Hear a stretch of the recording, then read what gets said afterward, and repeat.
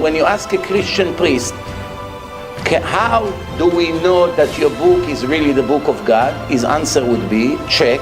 If you don't believe, check. We have to believe, son. We have to believe. But I don't want to believe, I want to know. Things that are spiritual cannot be proven. It's a matter of faith. It's a matter of emunah. We have to believe, and they were born with belief, and they die with belief. That belief never turns into a fact. It's a matter of you want to believe, believe. You don't want to believe, there's no way to prove anyway. Same thing in Islam, there's no way to prove. Why? It's a story of one man. He did not bring any witnesses. Nobody knows if it really happened or not. Same thing Mary. One day she had a dream.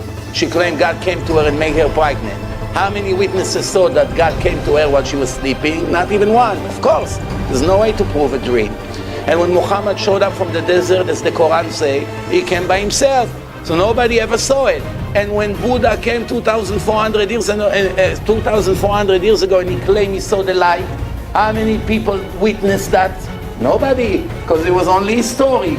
And all these cults were starting with the story of one man. Nobody can back it up. It's a matter of fact. But in Judaism, it's the total opposite. It's not a matter of faith. It's something that if you check for 1 hour the details, you know 1,000,000% God really gave it. And that changed all the rules. Having a book in my hand that it's a 50-50. Maybe God gave it, maybe not.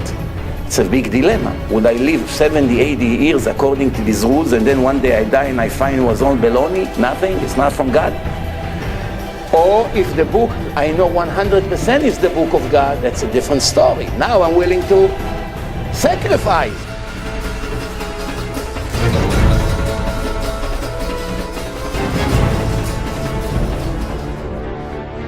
Let's talk a little bit about Christianity. In the Torah it says that Jacob went to Egypt with 70 people. In the New Testament it says that Jacob went to Egypt with 75 people. What happened to God? He forgot? It was 70. Now they claim it's the New Testament. It's a continuation of the Torah. Part 1, part 2 from the same God. In part 1 it says 70. Part 2 all of a sudden God forgot. It's 75. It says in the Torah that Abraham bought Me'arat HaMachpelah, that it's in the city of Hebron, from Ephron Achiti. There was a guy, his name was Ephron.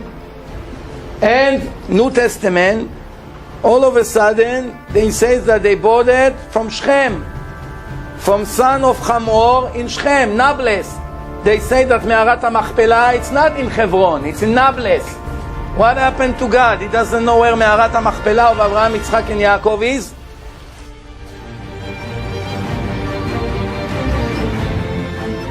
The only book who kept originally as it is the Torah.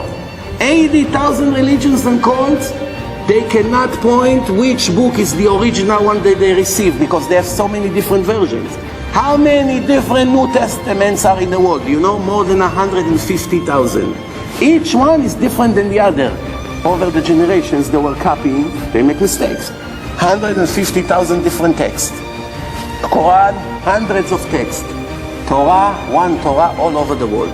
The Ashkenaz Jews, the Yemenite Jews, the Syrian Jews, the Persian Jews, they all gathered in Israel 100 years ago, 8 years ago, they opened up the Torah, same Torah. 304,805. When all nations were after the Jews to destroy them and to destroy their Torah. It bothered the Goyim that the Jews have this divine book, and they did everything they can to forbid the Jews from learning Torah. The Romans, the Babylonians, the Philistines, Amalek, who knows, Rome, everyone. The Jews are here, all of them are gone, and the religion has thousands of different books or hundreds of thousands of different books, but the Torah, the same one. Without internet, without telephone to verify. The Yemenite Jew came to Yemen, from to Israel, opened the Torah, same Bereshit bara Elokim. Persian Jew came from Tehran, opened, same thing. Polish Jew came from Poland, opened, same thing. Mezuzah, same thing. Tefillin, do you ever see tefillin that is not black? Did you ever see Brit Milah that they cut a different part in the body? Imagine. Rabbi, we have different opinions what Brit Milah is. Why? The truth is always the truth. The truth of God is the same from the beginning of the world until the last day in this world. It will never change.